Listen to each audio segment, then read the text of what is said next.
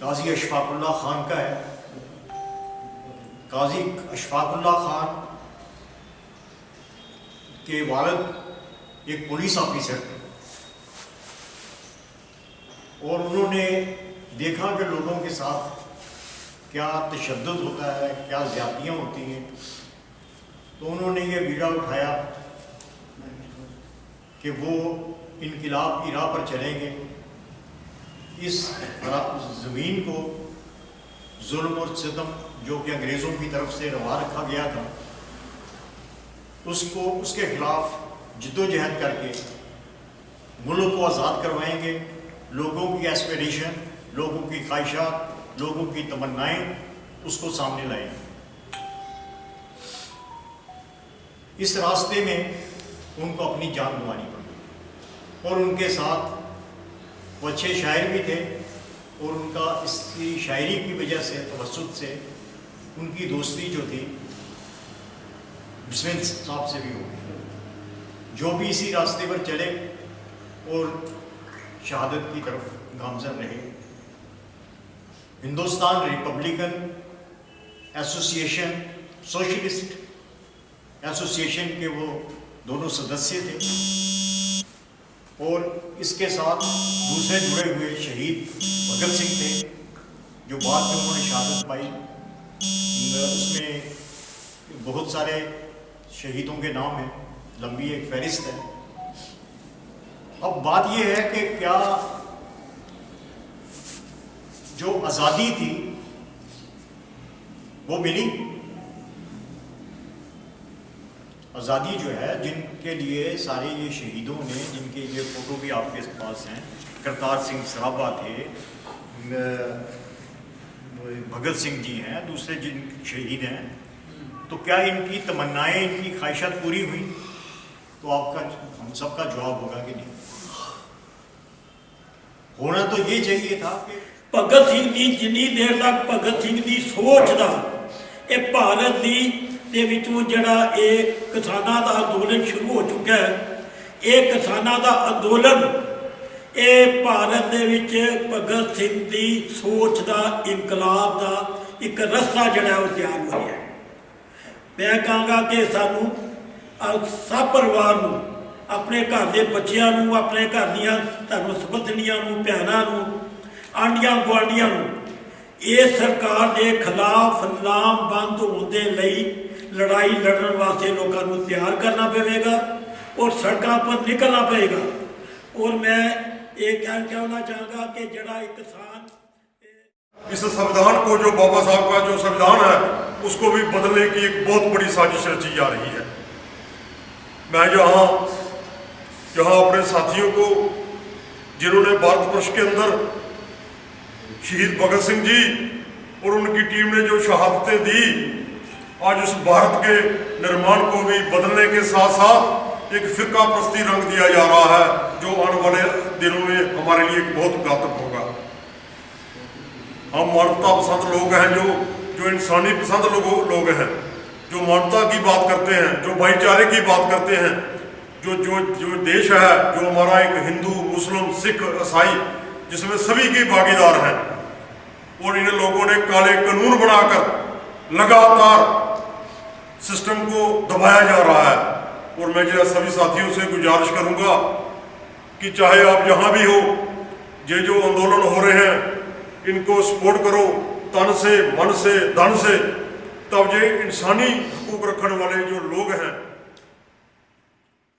एक कविता है पंजाबी की, अगर इजाजत हो तो मैं पंजाबी की कविता पढ़ना चाहूँगा। मैनू लगता है कि कविता जी अज के दौर के हिसाब से बहुत ठीक। नकाश साहब की कविता हैगी है, भगत सराबे उधम सिंह असी गोबिंद सिंह दे साए हाँ।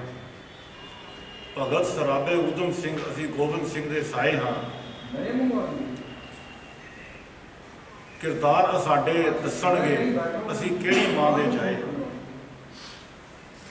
तू लख चलित्र चली जा, तू लख चलित्र चली जा, तेरा तख्त हिला के जावांगे। तू लख चलित्र चली जा, तेरा तख्त हिला के जावांगे। असी हक विआहण आए हाँ, असी हक विआह के जावांगे। ਤੂੰ ਦਿੱਲੀਏ ਦੁਸ਼ਮਣ ਧੂੜ ਤੋਂ, ਤੂੰ ਦਿੱਲੀਏ ਦੁਸ਼ਮਣ ਧੁਰ ਤੋਂ ਹੀ ਹੈ ਮਿਹਨਤ ਕਸ਼ ਕਿਸਾਨਾਂ ਦੀ। ਤੂੰ ਬੋਲੀ ਨਹੀਂ ਤੂੰ ਮਚਲੀ ਹੈ, ਨਾ ਸਮਝੋ ਗੱਲ ਜਵਾਨਾਂ ਦੀ। ਹੁਣ ਬੋਲ ਜੋ ਸਾਡੇ ਦਿਲ ਵਿੱਚ, ਹੁਣ ਬੋਲ ਜੋ ਸਾਡੇ ਦਿਲ ਵਿੱਚ ਨੇ ਉਹ ਸਭ ਸੁਣਾ ਕੇ ਜਾਵਾਂਗੇ। ਜੇ ਪਿਆਰ ਦੇ ਮੋਹਰੇ ਨਿਭਦੇ ਹਾਂ ਤਾਂ ਹੱਕ ਲੈਣੇ ਵੀ ਜਾਣਦੇ ਹਾਂ। ਜੇ ਪਿਆਰ ਦੇ ਮੋਹਰੇ ਨਿਭਦੇ ਹਾਂ ਤੇ ਹੱਕ ਲੈਣੇ ਵੀ ਜਾਣਦੇ ਹਾਂ। ਸਾਡੇ ਖੂਨ ਦੇ ਵਿੱਚ ਸ਼ਹੀਦੀਆਂ ਨੇ, ਸਾਡੇ ਖੂਨ ਦੇ ਵਿੱਚ ਸ਼ਹੀਦੀਆਂ ਨੇ, ਅਸੀਂ ਇਹ ਖੁਮਾਰੀ ਮਾਣਦੇ ਹਾਂ। ਜੇ ਪਰਖਣ ਤੇ ਹੀ ਆ ਗਈ ਹੈ, ਜੇ ਪਰਖਣ ਤੇ ही आ गई है ਤਾਂ ਇਹ ਵੀ ਤੈਨੂੰ दिखावांगे। आज़ादी के लिए जिसमें 2 मुल्कों की आज़ादी हुई थी, हिंदुस्तान की भी और पाकिस्तान की भी। मैं आपको वाज़ेह कर देना चाहता हूँ कि भगत सिंह को की याद में पाकिस्तान में यहाँ से ज़्यादा प्रोग्राम वहाँ होते हैं भगत सिंह की याद में। तो बाकी भी खैर ये उस वक्त क्योंकि यूनाइटेड भारत था, और इन लोगों ने जिन चीज़ों के लिए कुर्बानियाँ दी, और ये जब मुल्क आज़ाद हुआ नाम निहाद, तो उसके लिए फैज ने कहा था ये वो आज़ादी हरगिज़ नहीं है जिसके लिए इतनी कुर्बानियाँ। और क्या कहा था कि ये दाग दाग उजाला, ये जो उजाला है इसके दाग लगे, खून के धब्बे से धुला हुआ है। ये दाग दाग उजाला, ये शब गुज़ीदा सहर, वो इंतजार था जिसका, ये वो शहर तो नहीं, ये वो शहर तो नहीं कि जिसकी आरज़ू लेकर चले थे यार कि मिल जाएगी कभी ना कभी। और वाकई वो सुबह, वो मॉर्निंग अभी नहीं आई है कि जिसमें दिमाग में खौफ ना हो, दिलों में कोई रंजिश ना हो, जिसमें हर इंसान आजाद हो के घूमे, जिसमें हर इंसान को अपनी बात रखने का हक हो, जिसमें इजहार राय हो। आज कहां है कहीं आजादी? आप बात कर सकते हो? आज सिर्फ एक नैरेटिव जो उनके साथ है वो सब ठीक है। जो भी क्वेश्चन करता है, जो सवाल उठाता है, वो कहीं नक्सल है, कहीं पाकिस्तानी है, कहीं खालिस्तानी है, कहीं टेररिस्ट है। और अभी भी वो आज़ादी जिसमें हम खुल के बोल सकें, इजहार राय की आज़ादी नहीं है। और आज तो वो है ना कि बखोल फैज निसार में तेरी। हमारे देश के जो अजीम शहीद हैं, जिस्मल प्रसाद, अशफाक उल्लाह खान और उनके साथी, उनको याद कर रहे हैं, उनकी कुर्बानी को याद कर रहे हैं। देश के लिए जो उन्होंने कुर्बानी दी और देश में एक जो इनकलाबी विचार, इनकलाबी सोच को जन्म दिया,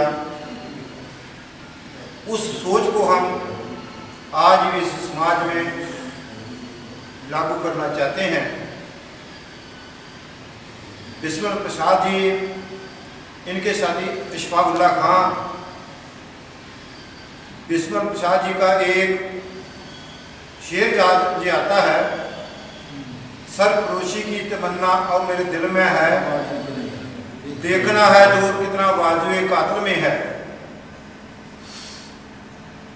आशिक जब अपने कर्म के लिए, अपने कर्म से इश्क करता है, वो उस कर्म को अंजाम देता है। जहां गिनती 1 या 2 की नहीं, गिनती दृढ़ इरादे की है। गिनती अपने देश, समाज, मजलूम, गरीब के लिए मर मिटने की तमन्ना जब किसी आशिक के दिल में पैदा हो जाती है, हुकूमतें उसके आगे सिर झुका देती हैं। जब दिल के अंदर। साथियों, जय भीम, जय भारत। आज यादगार सभा ने अशफाक उल्लाह खान, भगत सिंह, राम प्रसाद बिस्मिल और ये शहीद जितने भी हैं, इनको आज मार्टर्स डे है। इन्हें याद करने का, इनके अनुसरण करने का, इनके बताए हुए रास्ते पर चलने का आज एक हमने इन लोगों ने एक यादगारी दिन मनाने का एक सोच की है। और आज के दिन शायर ने जो कहा है, शहीदों की चिताओं पर लगेंगे हर वर्ष मेले, शहीदों को इसी तरह याद किया जाएगा। मैं सीधा अपने दिल की बात करता हूँ। इन्होंने क्या किया वो आप सब लोगों को मालूम है। मैंने जो पढ़ा है, समझा है, सुना है, मदरलैंड जो है हमारी भारत, इंडिया, इसको आयाद कराने का सपना था इन नौजवानों के अंदर, और उस सपने को पूरा करने के लिए इन्होंने जो तरीके अपनाए थे, कुछ उनके तरीकों को आज टेररिज्म कहा जाता है। जो इनके तरीके थे, जिनकी बहुत बड़ी कंट्रीब्यूशन है इस भारतवर्ष को आजाद कराने में। इस तरह के उन्होंने कार्य किए हैं, अपनी नौजवानी में अपनी जान को कुर्बान करके। जो आज भी देख रहे हो, ये जो संघर्ष चल रहा है आज किसानों का, और उस वक्त की जो रूलिंग गवर्नमेंट थी वो इन लोगों को टेररिज्म का नाम देती थी। आज की जो रूलिंग गवर्नमेंट है वो आज जो काम कर रही है देश के अंदर, जैसे किसानों ने विरोध किया है पार्लियामेंट बिल बनाने का, और उन्हें टेररिस्ट भी कहा जा रहा है, नक्सलाइट भी कहा जा रहा है, खालिस्तानी भी कहा जा रहा है। तो आज़ादी के बाद मदरलैंड को याद कराने के बाद फर्क क्या हुआ?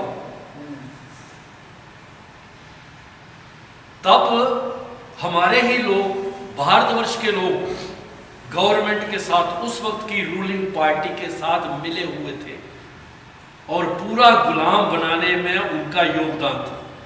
सरकार के अंदर बड़े बड़े ओहदों पर रहे जितने भी बाहर से इस देश को गुलाम करने के लिए आए, उन गुलाम बनाने में इन सब लोगों का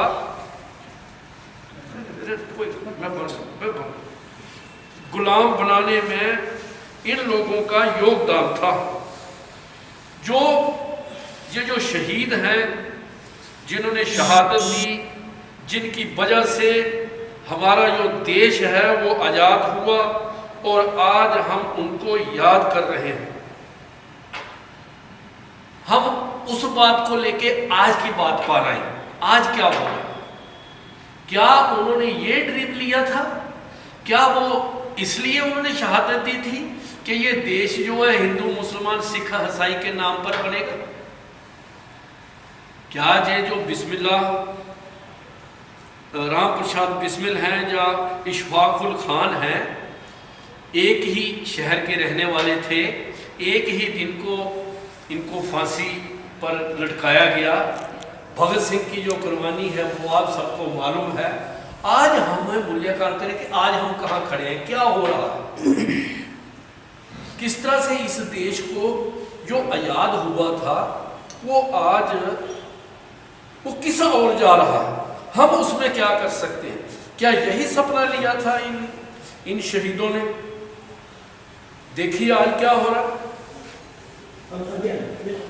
आज हिंदू, मुसलमान, सिख, ईसाई के नाम पर भड़काया जा रहा है।